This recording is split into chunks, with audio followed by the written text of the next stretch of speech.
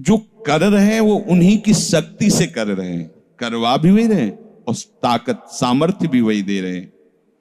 कभी किसी भी अच्छे विचार या अच्छी क्रिया में अपने को भूल कर भी कर्ता मत मानना, तो बुरी क्रिया कभी होगी ही नहीं। बात पकड़ो। यदि अच्छी क्रियाओं के कर्ता आप बनोगे तो बुरी क्रियाओं से बच नहीं सकते। अगर अच्छी क्रियाओं को देख रहे हो कि प्रभु करा रहे, तो बुरी क्रियाओं का संकल्प ही नहीं उदय होगा। अहम गलित हो गया तो अहम में ही तो सारे विकार रहते हैं। हर समय प्रभु के सामने कृतज्ञ रहो। कितनी कृपा, क्या हमसे लेना है आपको, आप तो पूर्ण काम हो, हमें इतना दुलार कर रहे हो। बलिहारी प्रभु, वो बार बार मन उनके चरणों में लौटता रहता है। प्रभु का विधान सर्वज्ञता से पास हुआ है। वो खूब आगे की, पीछे की, मध्य की सब बात सोच करके उन्होंने आपके लिए विधान किया है। पहले से उन्होंने आपका उस समय मंगल विधान सुनिश्चित कर दिया है। कैसी भी परिस्थिति हो, कभी ऊबना मत, घबराना मत, अधीर मत होना और अपने भगवत विश्वास में कमी मत आने देना। कैसी भी परिस्थिति हो, यह जरूरी है। उबना मत। बहुत हो गया कष्ट सहते सहते, कितना सहूं, नहीं। ये अगर ऐसा आ रहा है तो भी आप भगवद आश्रित नहीं हुए। नहीं, ऐसा आ ही नहीं सकता। बड़ा आनंद आता है, कष्ट में बड़ा आनंद आता है। पूरा का पूरा मन, इंद्रियां केवल प्रभु में होती, क्योंकि कष्ट में कोई विषय की इच्छा तो होती नहीं किसी को भी। भारी पीड़ा है तो सब उसी में होती। जिसने अभ्यास किया है भगवत चिंतन का, आश्रय है प्रभु का, तो कष्ट में भाग के कहां जाएगा, उसी में तो एकदम तन्मय हो जाता है मन, इंद्रिया। आज जो आप भागवती का अभ्यास करते हो तो आपको पूर्वाभ्यास परेशान करता है ना, विषय चिंतन।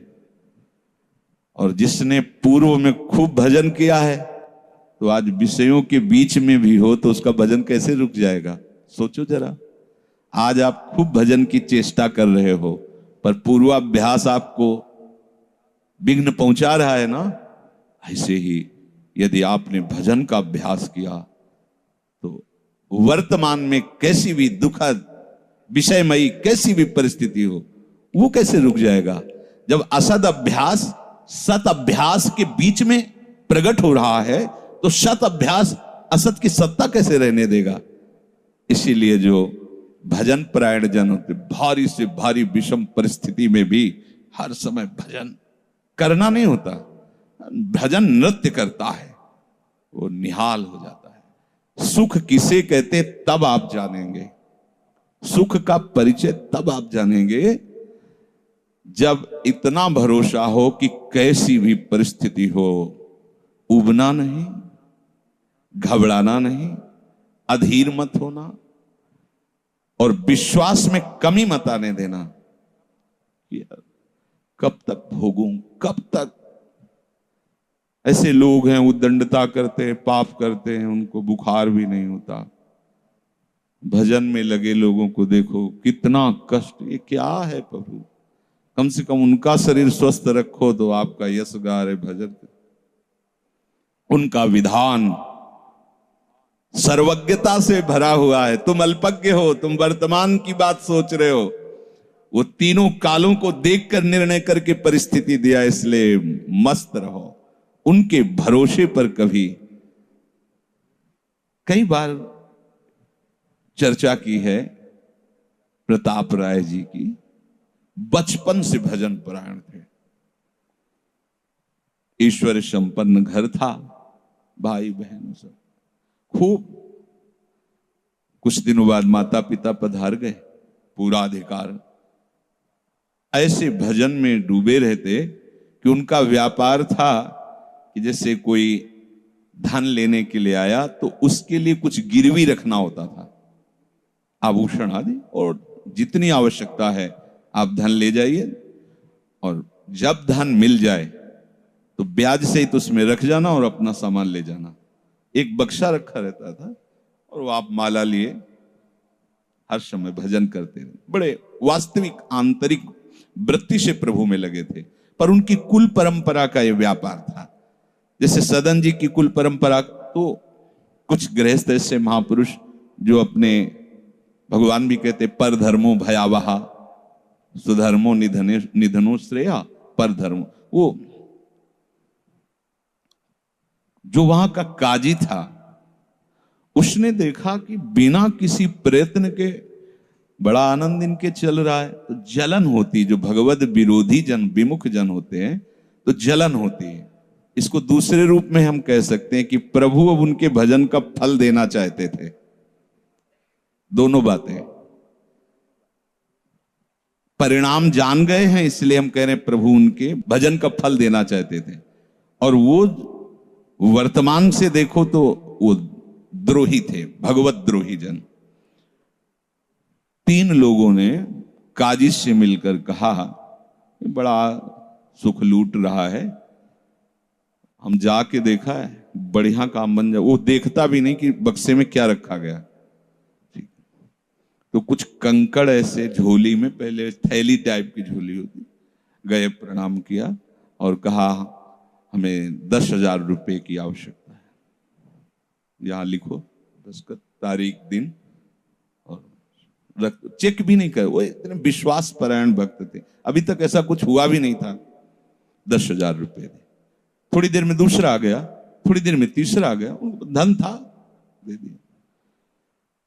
2-3 दिन बाद एक आया और 10,000 का ब्याज, 10,000 रुपए उनका, अपनी जहां रखा हो निकाल लीजिए। थैली निकाली और 2500 लोगों को पहले से काजी ने वहां भेज रखा था, सबके सामने डाला। देखो कितना पाखंडी है, हमारी सोने की सब जो आभूषण थे सब हटा के देखो इसमें पत्थर रख दिया। और हो तलक दूसरा आ गया, प्रताप राय जी आपसे ये 10,000 रुपए, ये आपका ब्याज का पैसा। उसे अरे हाँ मेरे भी स्वर्ण, तीसरा। फिर अब तो जितने गांव वाले थे जो श्रद्धा करते थे कि भक्त है, बड़ा उनका सम्मान था, सब उनके मुंह पे निंदा करने लगे। तिलक लगाए बैठे हो, कंठी बांधे हो, नाम जप करते, तुम्हें शर्म नहीं आती? तभी हम लोग सोचते थे कि कुछ करते हो, नहीं इतना माला माल हो रहे हो, ऐसी बेईमानी तुम करते हो। काजी आ गया, उसने कहा तुम रिपोर्ट लिखाओ। रिपोर्ट लिखाई गई, बादशाह के पास रिपोर्ट पहुंचा गई। उन्होंने कहा ऐसे पाखंडी को बंदी बना लिया जाए और सारी संपत्ति जब्त कर ली जाए। प्रताप राय जी ने जब सुन, अवाक, मतलब पत्नी से कहा कि ठाकुर जी की सेवा में बाधा ना पहुंचे, तुम ठाकुर जी को लो, पीछे के मार्ग से निकल जाओ, कुछ भोग सामग्री, आभूषण और ठाकुर जी को लेके चले जाओ। पत्नी ने ऐसा किया, साफ एक बर्तन भी नहीं रहने दिया और उनको हथकड़ी डाल करके जेल में पहुंचा दिया। सब लूट लिया, सब नष्ट भ्रष्ट कर दिया। अब आप देखते जाओ। जब वहां पहुंचे तो जो विरोधी जन थे तो उन्होंने कहा कि ठाकुर के बहुत से आभूषण, बड़ी महंगी मूर्ति इनकी ठाकुर की, इनकी पत्नी, उसको तो आपने बंदी नहीं बनाया। सरकारी सैनिकों ने खोज की तो अपने मायके चली गई थी, वहां से उनको बंदी बनाया। ठाकुर जी को ला करके जहां धन का स्टॉक था वहां रख दिया, आभूषण सब उनके, दोनों को एक जगह हथकड़ी बेड़ी डाल के वो ठाकुर जी से एकांत में जेल में कहने लगे कि ये सब लीला तो हमें बर्दाश्त है, लेकिन आप जो हमारे प्राणनाथ हैं, आपको बंद कर दिया गया, भोग नहीं लगेगा, आरती नहीं होगी, आपको शयन नहीं करे, ये हमसे बर्दाश्त नहीं होता। प्राण हमारे ले लो, हम आपकी सेवा के बिना नहीं रह सकते। मुझे ये जो कुछ किया इस तो बर्दाश्त है, पर आप हमारे पास नहीं, आपकी सेवा नहीं, और जीवन भर कुल परंपरा से आपकी सेवा होती, नाथ ये मुझसे बर्दाश्त नहीं होता। विकल होकर के रोए। तो वहीं गलबैया दिए प्रिया प्रीतम जेल में ही प्रकट हो गए, निहाल कर दिया। फिर आगे जो बड़ा चरित्र है, हम ये बताना चाहते हैं कि देखने में तो हमें लगा कि देखो ऐसे महान भक्त के जीवन में कैसी परिस्थिति आई, पर परिणाम देखकर हम ये कह सकते हैं कि ये फल वृत्ति आई, पूरे जीवन के भजन का फल कि सच्चिदानंद प्रभु का साक्षात दर्शन, साक्षात ऐसी महान स्थिति आगे उनकी वर्णन है। या कह रहे कि ऊबो मत, घबराओ मत, अधीर मत हो, विश्वास में कमी मत होने दो। अब प्रभु ने क्या देखा कि इसे ना संपत्ति के हरण का दुख है और ना इसे किसी सम्मान नष्ट का, पूरे जीवन भर सम्मानित रहे, गांव के सब भगत जी हैं, सब मिटिया मेट हो गया, इस बात का कोई दुख नहीं, केवल मेरी सेवा का सुख। आगे चरित्र में आता है फिर उन्होंने जो लीला की कि बादशाह चरणों में झुका, पूरी समाज के सामने उन तीनों ने स्वीकार किया मैंने कपट किया, फिर जय जयकार। ये तो उनके एक मिनट का काम होता है, ये उनका तिनके को ब्रह्मा बना देना, ब्रह्मा को तिनका बना देना, ये उनका तो खिलवाड़ होता है। इसलिए कभी विश्वास कम मत करना, क्योंकि ऐसी परिस्थिति आ सकती है कि आपको लगेगा कि अगर भगवान होता, मान लो वहीं थोड़ा सा नकारात्मक सोच कर ली जाए कि ऐसा क्या, जीवन भर आपसे प्यार करके भजन, इतनी भारी बेइज्जती, ऐसा ऐसा। भक्त अगर ऐसा चिंतन करता है तो शरणागति नहीं, क्योंकि शरणागति में विपरीत चिंतन की जगह नहीं होती, शरणागति में संशय नहीं होता। उसकी कृपा के असंख्य रूप हैं, वो आवश्यकता अनुसार जब जहां जैसे चाहेगी वैसा रूप रख लेगी। और आप शरणागत हैं तो आपके लिए अब कृपा के सिवा कोई दूसरा होगा नहीं। बैठा लिए हृदय में, आप प्रभु के शरणागत हैं, अब आप पर कृपा ही कृपा होगी। पर लिखा हुआ कि कृपा असंख्य रूप धारण कर सकती है, कोई भी रूप उसका हो सकता है। अब आदर करना, अब आपके जीवन में केवल कृपा होगी, शरणागत है पर उसका आदर करना। प्रभु के कृपा में, विधान में जो संदेह कर बैठता है, विरुद्ध चिंतन कर लेता है, तो उसको कृपा छोड़ती नहीं है, उसके लिए कृपा भयानक रूप धारण करती है और घेर करके उसको कृपा सिंधु से मिला देती है। और जो हृदय की निर्मलता से, विश्वास से, प्रेम पूर्वक सराहता रहता है, वाह प्रभु अपना मानकर दंड दिया, बहुत अच्छा किया, आपने जो जो किया ना बहुत अच्छा किया प्रभु। अब लगता है कि आपने मुझे स्वीकार कर लिया, क्योंकि आप कुछ भी करने में अब हिचकते नहीं है, हमसे पूछने की जरूरत नहीं है, आप जो जो कर रहे बहुत। उसके लिए कृपा बहुत मृदु और शांत होकर प्रकाश रूप से उदित होती है और प्रभु के पास पहुंचा देती है। कृपा बख्शेगी नहीं। आप शरणागत हो, अगर ज्यादा चतुराई करोगे तो भयानक रूप धारण कर लेगी। अब तुम्हें जाना ही है प्रभु के पास, अगर सुलझोगे तो शांत सौम्य होते हुए आपको पहुंचा देगी। तुम विश्वास करो, इसी विश्वास से तुम्हें भगवत दृष्टि प्राप्त होने वाली है। कल हम कुछ उपासकों से बात कर रहे थे कि भैया ऐसा मत समझो कि अमुक समय तक साधना करने पर सिद्धार्थ अवस्था आती है, नहीं, अभी समझ ठीक कर लो, अभी सिद्ध हो जाओगे। अभी ये साधना से नहीं होता, ये समझ से होता है।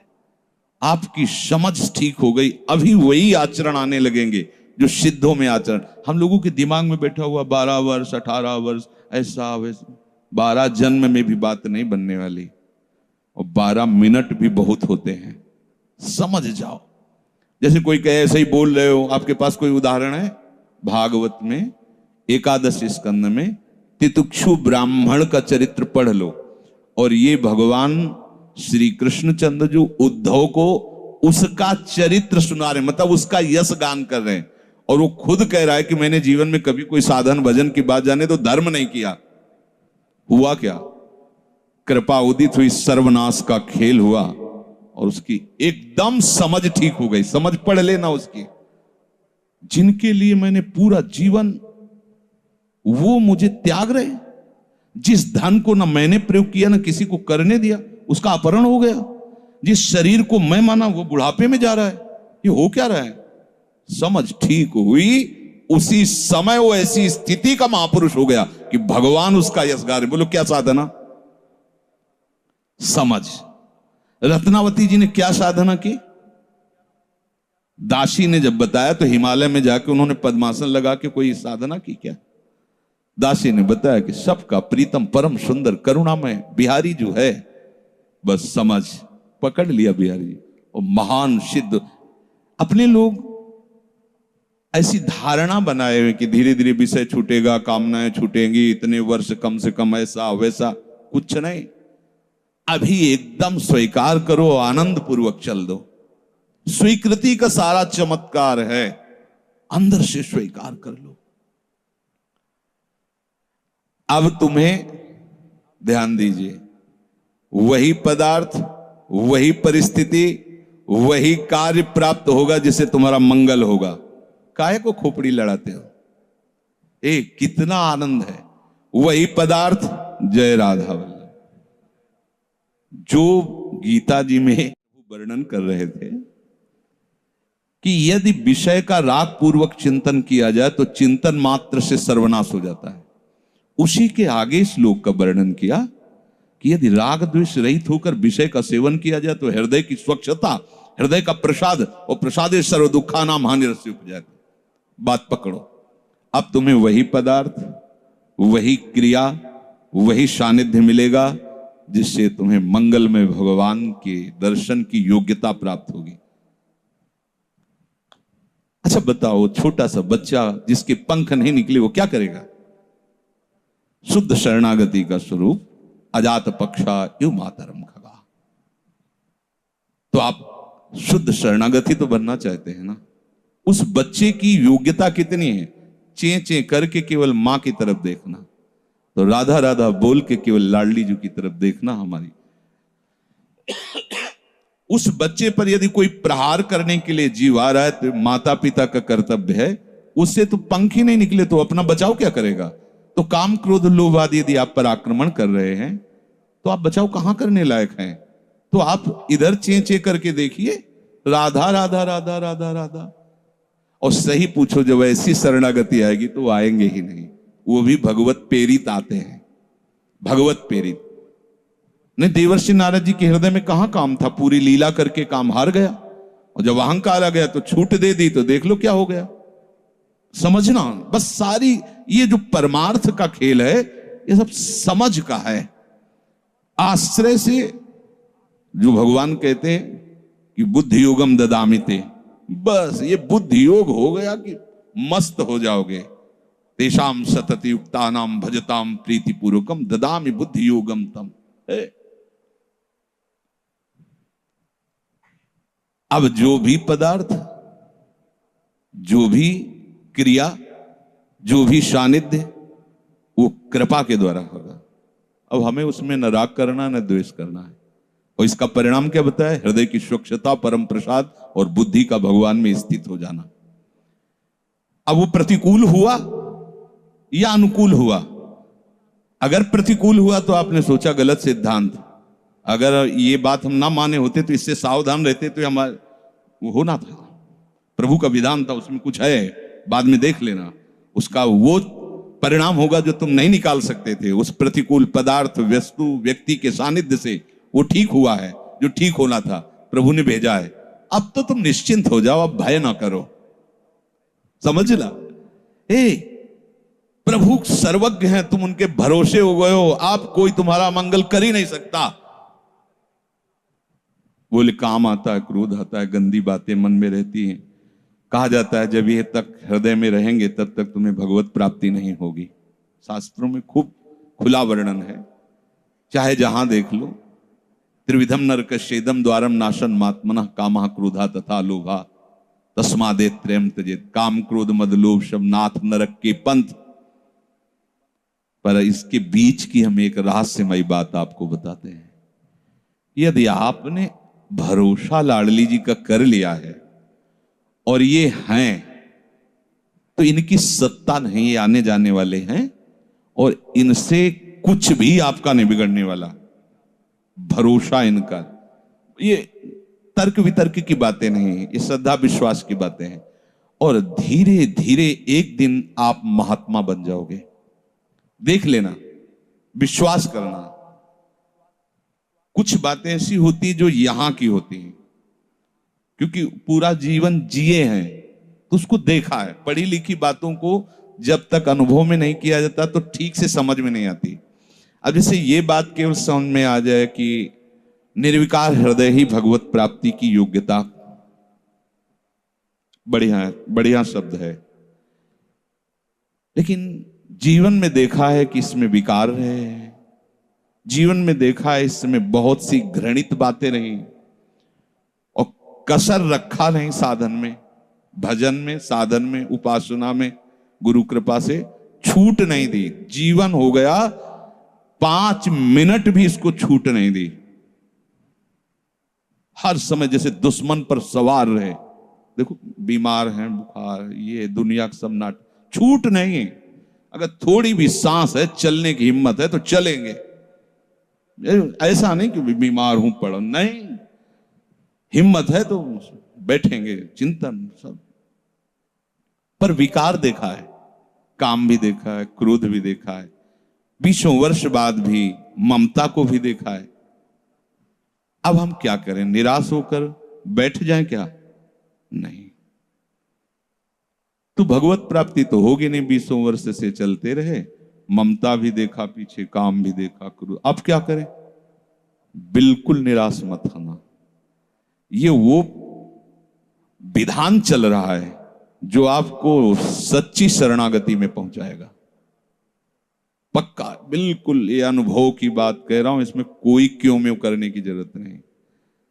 आपको निश्चित भगवत प्राप्ति होगी। काम क्रोध ये स्फुरित होते रहें तो भी आपको निश्चित भगवत प्राप्ति होगी, क्योंकि आपने आश्रय लिया है लाडली लाल का। इस पर किसी का तर्क नहीं चलेगा। जैसे कोई कहे तुम्हारे कहने से होता है, पता नहीं तुम्हारी छाती का अनुभव गलत हो तो, ठीक वैसे ही विषयों का सेवन करने वाला सुग्रीव, ठीक वैसे ही मदांध बाली, वो नहीं जानता भगवान को। भगवान सुग्रीव नहीं जानता। हनुमान जी कहते हैं कि महापराक्रमी चक्रवर्ती सम्राट महाराज दशरथ जी के पुत्र भगवान श्री राम हैं। इनसे मित्रता कर लो तो तुम बाली के भय से क्या, कोई भी तुम्हें भयभीत नहीं, काल भी भयभीत नहीं कर सकता। हनुमान जी पर विशेष श्रद्धा और विश्वास सुग्रीव का था, बहुत प्रीत है। एक तरह से उनके मंत्री हित, जैसा वो आदेश करते थे वैसा। एक भक्त पर विशेष श्रद्धा ने प्रभु से मित्रता करवाई, सामने अग्नि को साक्षी करके। ये इसके सुग्रीव के लिए नहीं, अग्नि को साक्षी करवाया भगवान के लिए कि आप निर्वाह करना। हनुमान जी बहुत भक्त चतुर होता है। फिर भी वो कह रहा कि ये मार देंगे बाली को। हनुमान जी कैसी बात करते हो, इन पर संशय करते हो? बोले नहीं, अगर ये हमारा संशय मिटा दे तो मैं भय रहित हो जाऊं। क्या? ये ताड़ के वृक्ष हैं, एक बाण में ही एक दुंदुभी राक्षस जो क्या था, उसकी अस्थियां और ताड़ को बेच दें तो मैं मान लूंगा कि बाली को मार सकते हैं। भगवान का अमोघ बाण, हा मेरे प्रीतम हो, ये भक्ति है। एक महान भागवत शरणागत करवा रहा है, एक महान भागवत, लेकिन वो अपनी हर बात में प्रभु को जब खरा देख लेता है, वो अपना कहीं खरा नहीं है। आप देखते जाओ, भगवान ने बाली का उद्धार किया। जब प्रभु का तीर उसके हृदय में धसा हुआ है, प्रभु को देखा तो हृदय प्रीति मुख वचन कठोरा। भगवान की तरफ देखकर हृदय में तो अपार प्रीति का, हो भाग्य हो भाग्य। क्योंकि चलते समय उसकी पत्नी ने बता दिया था होश में, जो भगवान है वही है, दूसरा नहीं। उनका भगवान समदर्शी है, मेरे से बैर क्यों करेंगे? कोई सुग्रीव इतना बड़ा भगत तो है नहीं, बचपन से जाने, दोनों भाई हैं, दोनों एक जैसे हैं, तो मैं बैरी हूं और वो प्यारा हो, ऐसा क्यों हो सकता है? वो तो समदर्शी है। जब भगवान ने बाण मारा तो यही प्रश्न किया, बोला चितई राम की ओरा, हृदय प्रीति मुख बचन कठोरा, बोला चितई मैं बैरी सुग्रीव प्यारा, कारण कवन। शब्द देखो, नाथ मैं मारा, मैं भी तो आपका हूं। नाथ शब्द दासत्व से, मैं भी तो आपका हूं, प्रभु मुझे मारा और इसको आपने प्यार किया, क्या खास बात थी? तो भगवान ने यही बताया कि तुमने सुन रखा था कि मेरी शरण में आ गया है, बस। अब आप देखो क्या नहीं है सुग्रीव के पास। और आगे उसी चरित्र के सर्वज्ञ लेखक गोस्वामी श्री तुलसीदास जी लिखते हैं कि जेहि अग बधेउ व्याध जिमि बाली, सोई सुकंठ पुनि कीन कुचाली। कुचाली शब्द, वही कुचाल की। इसकी व्याख्या नहीं करनी है, केवल समझना है।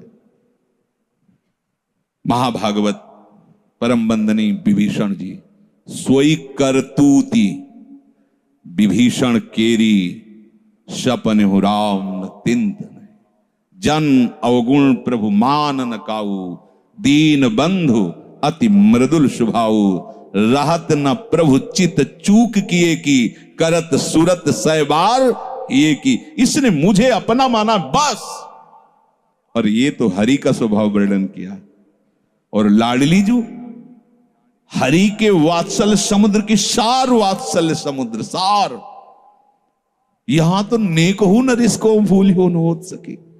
ये कभी हृदय में सोचना कि मेरा हृदय विकारी है, तो पहली गलती तो आपने हृदयेश्वर के नाम ही हृदय नहीं किया। और दूसरी बात, अब मुझे परवाह क्या है? जब उन्होंने कहा मैं तुम्हें पास कर दूंगा, तो मुझे परेशानी क्या है? ककारा भी लिखना नहीं आता, उन्होंने अच्छे से नंबर ऊपर रख दिए तो हमारा काम बन गया।